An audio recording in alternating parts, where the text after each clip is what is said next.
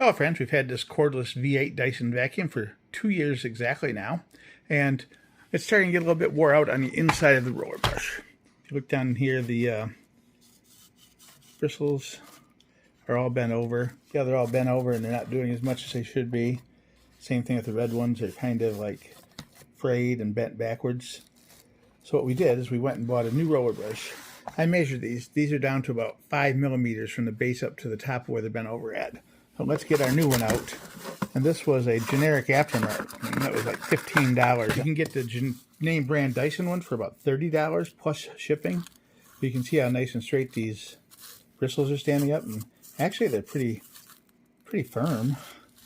The red ones on the Dyson are actually soft and flexible compared to these. The length of the bristles on the new brush is about 9 millimeters. And the length of the bristles on the factory 2-year-old one is about 5 to 5.5 millimeters. So I'm hoping for good results with this. We'll see how well it lasts for half the price of a genuine replacement.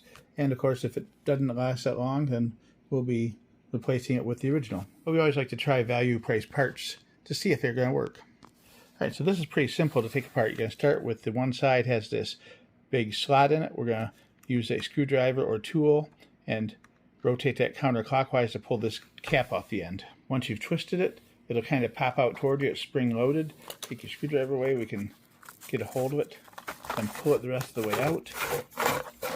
Slides over that drive mechanism right there. This end here has the cap on it with clips. Removing the end cap is no real mystery. You grab a hold of it with your fingers and just wiggle it till it pops off. It's got a little rubber seal inside. And of course, we're going to clean it up so that it's not so messy. And while we're here, we're going to also see if we can clean out the inside of the housing there to make it look a little clearer and more attractive. First, we're going to take our screwdriver and we're going to clean out all these grooves here that have debris stuck in them.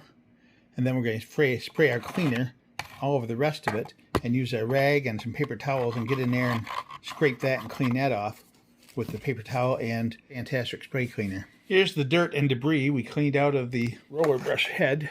All right, we're ready to put it back together. We'll take the end of the brush that's hollow and we'll just slide it right on in there, like so. And it gets to the end, it's going to be spring-loaded like that. And then we're going to clip the end piece over this so it pops on. And then the whole thing's going to push in and rotate clockwise. Push in and rotate until it goes in. Missed. So there it goes. There it goes. See it pushed in like that. And you twist until it clicks. And we're in. That was the easiest do-it-yourself job you could possibly do. Look at that. Looks nice. You can see it again.